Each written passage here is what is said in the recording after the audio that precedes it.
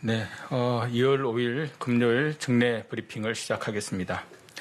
오늘 0시 기준 국내 발생 환자는 351명이고 해외 유입 환자는 19명입니다. 어제는 11분이 돌아가셨습니다. 고인의 명복을 빌고 유가족분들께는 심심한 위로의 말씀을 드립니다.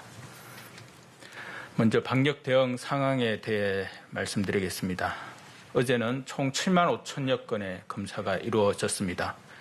전국 선별진료소에서는 어제 약 4만 4천 명을 검사하였고 임시 선별검사소에서는 약 3만 1천 명을 검사하였습니다. 조금이라도 의심스러우시다면 가까운 검사소 또는 선별진료소를 방문해서 검사를 꼭 받아주시기를 바랍니다. 의료 대응 사항에 대해 설명드리겠습니다. 지속적인 병상 확충에 따라 의료체계의 대응 여력은 충분한 사항입니다. 코로나19 중환자를 위한 병상은 507병상, 중등증 경증 환자를 위한 여유병상은 약 12,000병상이 여유가 있습니다.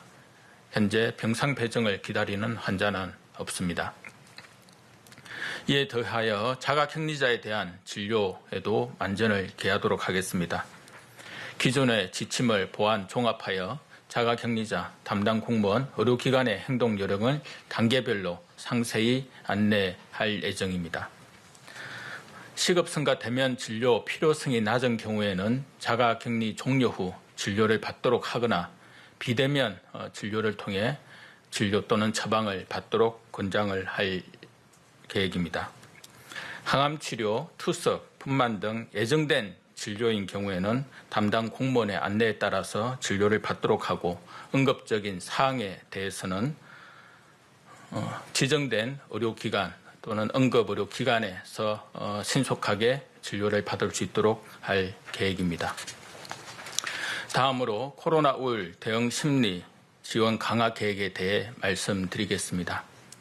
정부는 지난해 1월부터 코로나19 환자, 격리자, 의료진 등을 대상으로 심리 상담을 제공하고 있습니다.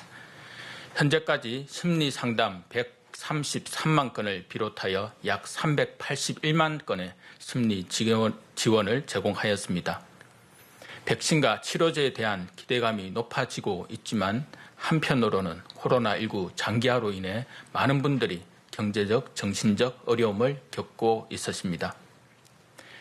코로나19 국민정신건강 실태조사에 따르면 지난해 우울위험군은 2018년 3.8%에서 20% 수준으로 자살 생각 비율은 4.7%에서 14.8%로 증가하였습니다.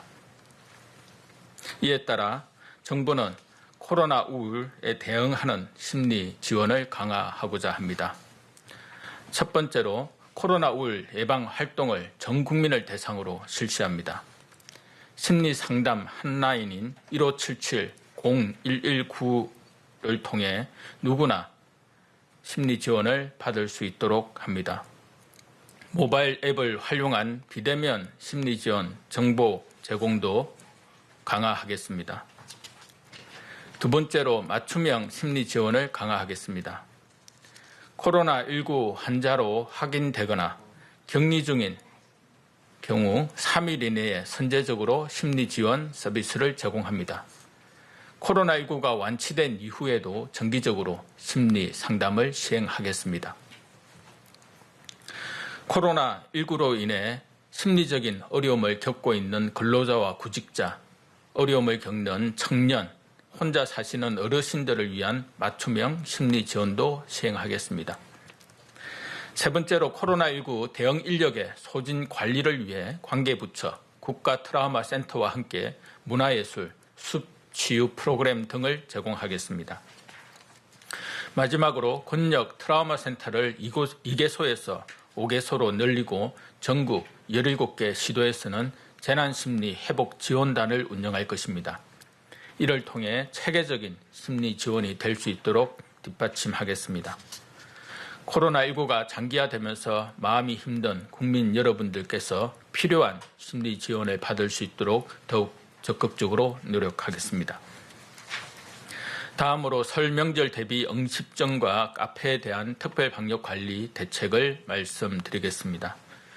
식품의약품안전처는 2월 1일부터 14일까지 지자체와 함께 음식점, 카페 등에 대해 특별 방역 점검을 실시하고 있습니다.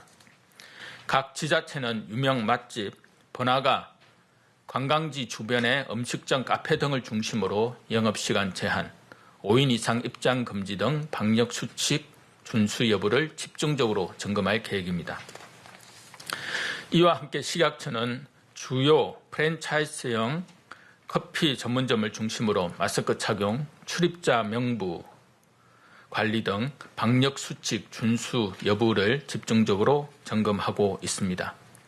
방역 수칙을 위반한 업소에 대해서는 과태료 부과 등으로 엄중하게 조치할 것입니다. 한편 시민들의 자발적인 방역 수칙 준수를 위한 캠페인을 관련 협회와 함께 진행해 나가고 있습니다. 음식점, 카페 등에서도 마스크, 먹거나 마실 때를 제외하고는 항상 마스크를 착용해 주시기 바랍니다. 마스크를 벗고 식사할 때는 대화를 가급적 자제해 주시기 바랍니다.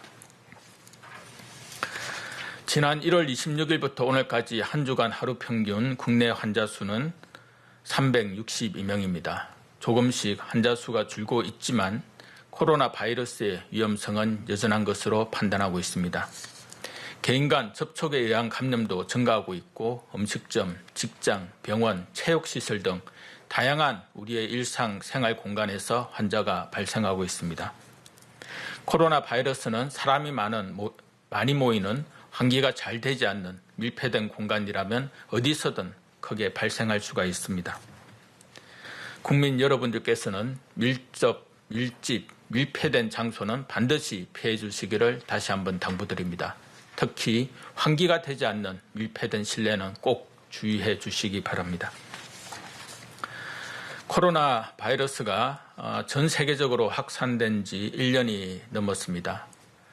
세계 각국에서는 대유행이 지속되고 있고 최근에는 변이 바이러스도 발견되고 있습니다. 하루에도 수만 명씩 환자가 발생하는 해외 선진국들보다 우리나라의 상황이 비교적 안정적인 것은 사회적 거리두기에 적극적으로 참여하고 협조해 주시는 국민 여러분 덕분입니다.